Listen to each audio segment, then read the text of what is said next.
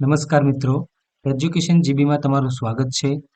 જો તમને મારો આજનો આ વિડીયો ગમે તો વિડીયોને લાઇક કરજો, શેર કરજો અને ચેનલને સબસ્ક્રાઇબ કરજો, જેથી આવનારા નવા વિડીયોનું નોટિફિકેશન તમને મળતું રહે.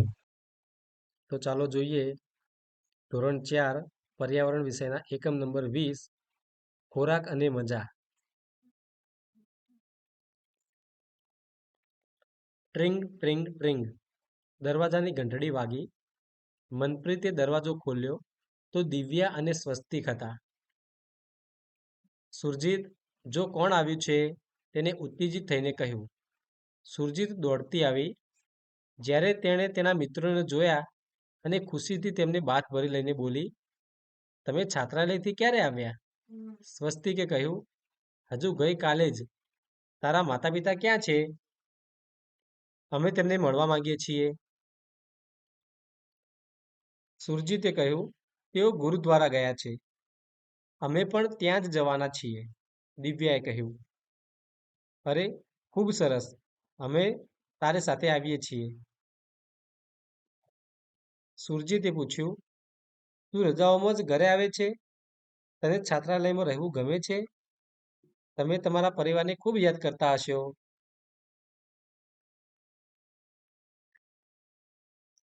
દિવ્યાએ કહ્યું, અમે તેમને યાદ કરીએ છીએ, પરંતુ છાત્રાલયના જીવનમાં ખૂબ મજા છે.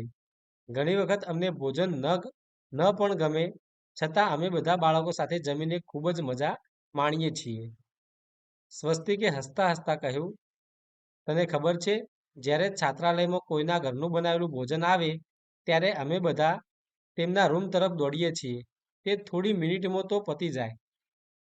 હવે થોડી ચર્ચા છે, પ્રશ્નોત્તરી છે. શું તમે છાત્રાલયમાં ભણ્યા છો? જો નહીં, તો જે છાત્રાલયમાં રહેતા હોય એવા કોઈ સાથે વાત કરવા પ્રયત્ન કરો અને શોધી કાઢો. એટલે કે શું તમે છાત્રાલયમાં ભણ્યા છો? તો ના, હું છાત્રાલયમાં ભણ્યો નથી. હવે એમોની પ્રશ્નોત્તરી આપણે કરવાની છે કે છાત્રાલય બીજી બધી શાળાઓ કરતાં કેવી રીતે અલગ છે?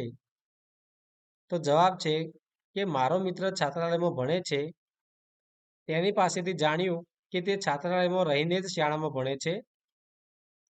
છાત્રાલયમાં ખાવાની અને સૂવાની પણ સગવડ હોય છે. જ્યારે રજાઓ હોય છે ત્યારે બાળકો ઘરે જાય છે. ત્યાં તેઓને કેવું ભોજન મળે છે? તો છાત્રાલયમાં બાળકોને ખૂબ સારું અને પૌષ્ટિક ભોજન મળે છે. છાત્રાલયમાં બાળકો ક્યાં બેસીને જમે છે? તો છાત્રાલયમાં બાળકો ભોજનાલયમાં બેસીને ભોજન કરે છે.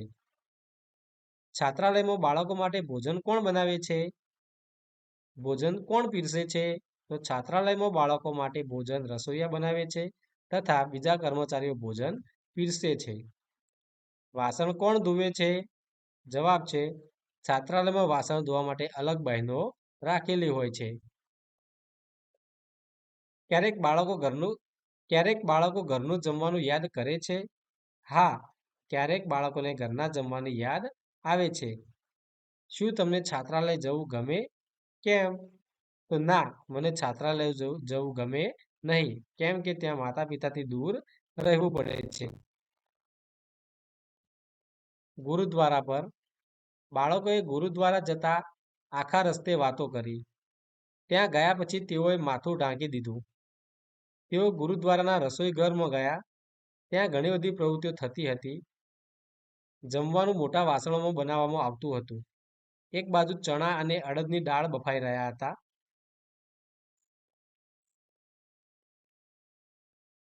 બીજા વાસણમાં ફ્લાવર અને બટાટાનું શાક બની રહ્યું હતું. સ્વસ્તિકે કહ્યું, ત્યાં તારા પિતા છે. સુરજીત, ચાલો જઈએ અને તેમને મળીએ. તમે અહીં શું કરો છો? મનજીતસિંહ બાળકોને જોઈ ખુશ થઈ ગયા. સ્વસ્તિકે પૂછ્યું, કાકા, અમે પણ રસોઈમાં મદદ કરીએ. તમે શું બનાવો છો? મનજીતસિંહે કહ્યું, હું કઢા પ્રસાદ એટલે કે શીરા જેવો એક પ્રસાદ આવે એ બનાવું છું. આ મોટી કઢાઈમાં ઘીમાં ઘઉંનો લોટ શેકવામાં ખૂબ જ સમય લાગે છે. દિવ્યાએ પૂછ્યું, આ એક પ્રકારનો હલવો છે, ખરું ને? તમે આમાં ખાંડ ક્યારે ઉમેરશો? એટલામાં તેઓએ મનપ્રીતની માતાને જોઈ અને તેમને મળવા દોડ્યા. દિવ્યાએ પૂછ્યું, કાકી, તમે શું કરો છો? બેટા, અમે તવા પર શેકવા રોટલીઓ વણીએ છીએ. એક જ વારમાં કેટલી બધી રોટલીઓ તૈયાર થાય છે. તે જોઈને દિવ્યા આશ્ચર્યમાં હતી. તેણે કહ્યું, હું મદદ કરી શકું? કાકીએ કહ્યું, હા, ચોક્કસ આવ અને પ્રયત્ન કર. અહીં બધા મદદ કરી શકે, પરંતુ પહેલા તારા હાથ ધોઈ આવ.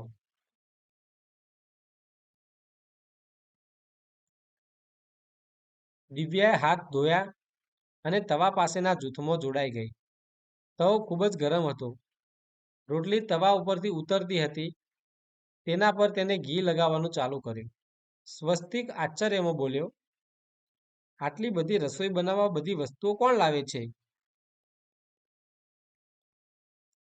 એક મહિલાએ જવાબ આપ્યો, અહીં દરેક એક યા બીજી રીતે સહયોગ આપે છે. કોઈ વસ્તુઓની વ્યવસ્થા કરે, કોઈ પૈસા આપે અને બીજા કામમાં મદદ કરે.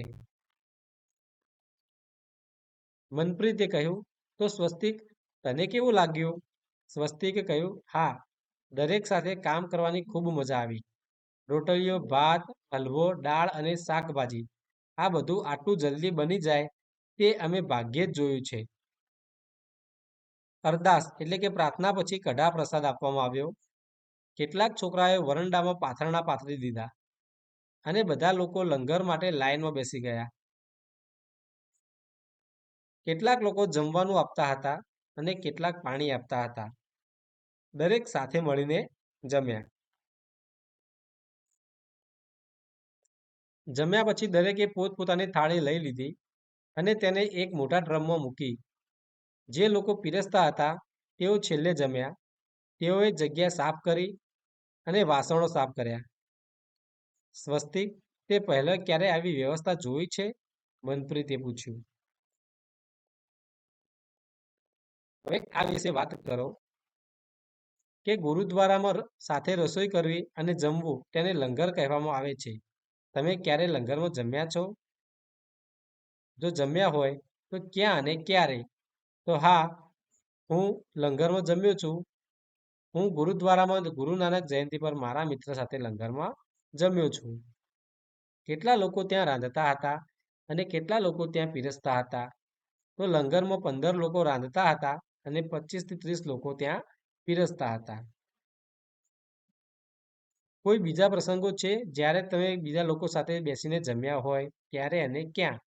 તો હા, અમે અમારી શાળાના વાર્ષિકોત્સવ દરમિયાન શાળાના તમામ બાળકો, શિક્ષકો અને આમંત્રિત મહેમાનો અને વાલીઓ બધા શાળામાં બેસીને જમ્યા હતા. ત્યાં રસોઈ બનાવવા માટે રસોઈયા હતા અને જમવાનું પીરસવા માટે શાળાના શિક્ષકોએ મદદ કરી હતી.